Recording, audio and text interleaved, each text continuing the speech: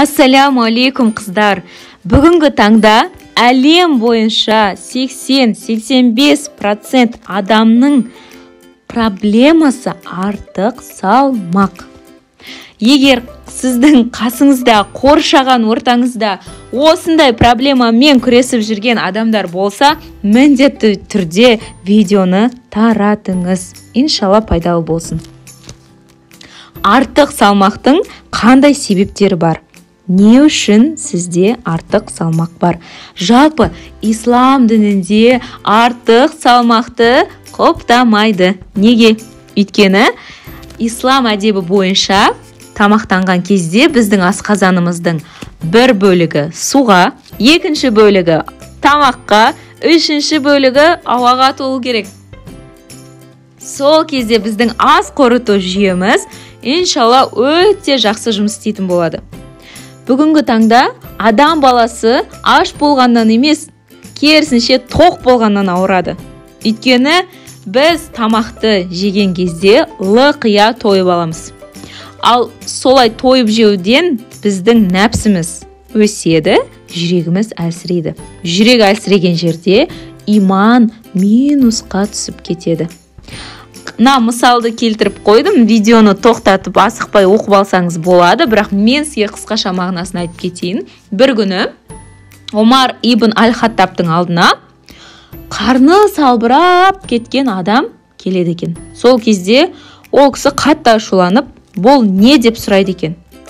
Ол кісі бұл Алланың берекесі деп жауап береді екен. Оны естіген Омар ибн Аль-Хаттаб одан сайын ашуланып кетіп, жоқ, бұл саған берген жаза, Алланың жазасы дейді екен.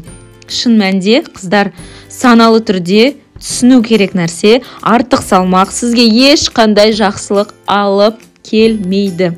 Мысалы, қараңыз, егер сіздің салмағыңыз бүгінгі таңда 80 килограмм болса, бірақ шын мәнінде сіздің негізгі салмағыңыз 60 килограмм болу керек болса, 20 килограмм қыздар, 20 килограмм ауыр жүкті сіз көтеріп жүрсіз. Сіздің тізеңізге, аяғыңызға, табаныңызға қандай күш түсіп жатыр? Өзіңізге де қимыл қозғалыс өте қиынға соғады. Сол үшін ұялмай, қорықпай, шындыққа бетпе-бет қарап, өзіңізді қолға алуға шақырамын. Артық салмаққа қандай жағдайлар апарады? Ең бірінші, іске аспаған потенциалдар. Ол не? Потенциал деген шын мәнде Аллах тағала әрбір адамды махаббатпен жаратқан. Махаббатпен жаратып, әрбір адамды бұл дүниеге белгілі бір миссиямен жіберген. Оны алдыңғы слайдтардан көрсеңіздер болады. Менің каналымда пайдалы видеолар өте көп, соның барлығын көріп шығыңыз. Бұл сізге беріліп жатқан тегін білім. Тегін білімнің өзін дұрыс пайдаланыңыз. Іске аспаған потенциал деген Алла сізге қабілет береді. Шын мәнінде сіздің қолыңыздан керемет келетін дүниелер бар. Бірақ сіз оны істеп жатқан жоқсыз. Өйткені сіздің бойыңыздағы үрей, қорқыныш, күдік, күмән, соның барлығы сізді жай ғана басып тастаған. Енді сіздің өмірлік миссияңыз іске аспай жатқаннан кейін сіз тамақты артығымен жеп қоясыз. Шын мәнінде сіздің энергияңыз басқа бағытта кету керек. Бірақ сіз оны тек қана тамақ жеуге кетіріп жатырсыз. Тамақ жегеннен кейін денеңіздегі бүкіл энергия сол тамақты қорытумен жүреді. Раббысын таппаған жүрек. Өзіңіздің қабілетіңізді білмегеннен кейін сіз Аллах тағала сізді не үшін жаратқан екенінде саналы түрде түсіне алмайсыз. Кейбір сәттерде сіз өзіңізді жай бір адам деп сезінесіз. Басып тастаған эмоция мен қалаулар. Басып тастаған эмоция мен қалаулар деген өзге адамдарға жаққыңыз келіп, өзгелердің қалауын істей салып, былайша айтқанда өзіңізге өзіңіз адал болмауыңыз. Шын мәнінде барлық адаммен мәмілеге келуге болады. Орындалмаған армандар.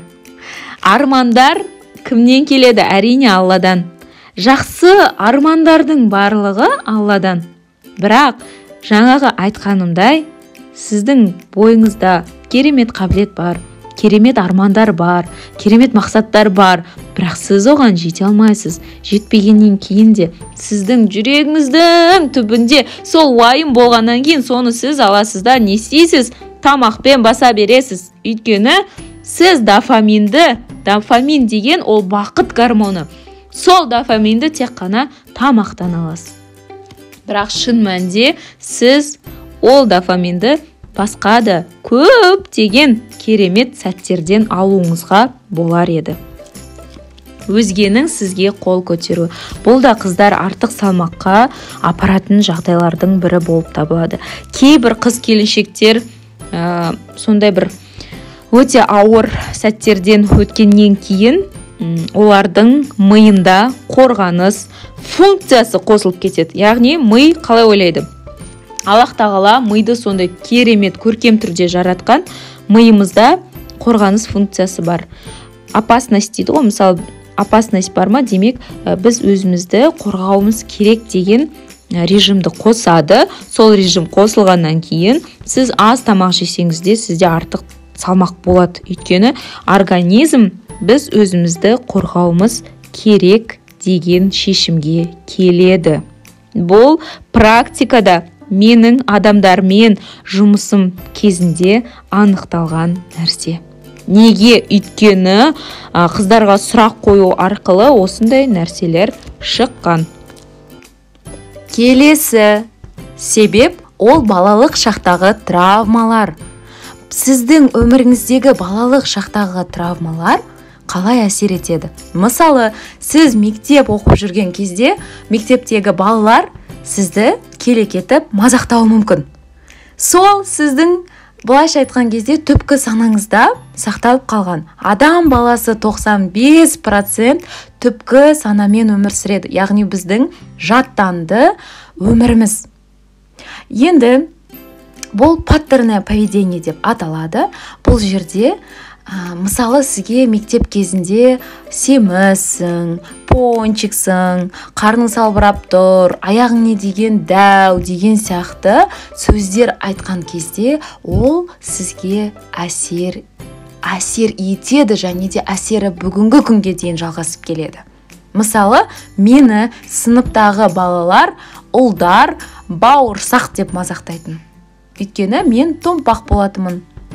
Бірақ сол травма осы күнге дейін мені былайша айтқанда менімен бірге өмір сүрді. Енді қалай өзімді қолға аламын? Проблема бар. Енді оның шешімін табу керек. Оның шешімі мына слайдта. Осы слайдты міндетті түрде скриндап алыңыздар. Бірінші, иманды арттыру. Екінші, терапия өту, өзіңізбен мәмілеге келу. Үшінші, эмоцияны контрольда ұстау.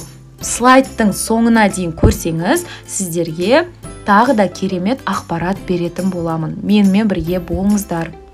Міне, артық салмақтың ең негізгі шешімі ауызды тыю. Бірақ білесіздер, ауызды тыю ол оңай емес. Ол үшін өзіңізбен мәмілеге келу керек. Және кешке тамақ жегіңіз келген кезде ол тамақты таңғы асқа қалдырыңыз. Өзіңізбен мәмілеге келіңіз. Менде де осы проблемалардың барлығы болды. Алла қалауымен 63 килограммнан минус 10 килограмм тастап, қазіргі салмағым 53 килограмм. Мен бір жылдың ішінде Алланың қалауымен салмақ қоспадым. Неге? Дұрыс тамақтану, өзімнің қалауымды білу, эмоциямды контрольда ұстау, қатты жегім келген тамақты таңғы асқа қалдыру, өттің жұмысын жақсарту, ең бастысы денсаулыққа пайдалы өнімді тұтыну. Міне қыздар, менің фотом до және после, яғни дейін және кейін. 63 килограмм, 53 килограмм. Фотоның өзінен ақ көп ерекшелік көрініп тұр. Егер сізде арықтағыңыз келсе, салмағыңызды тастағыңыз келсе, өз-өзіңізбен мәмілеге келіңіз келсе, осы номерге хабарласыңыз. Әдемі, мәнді, сәнді өмір сүріңіз, иншалла.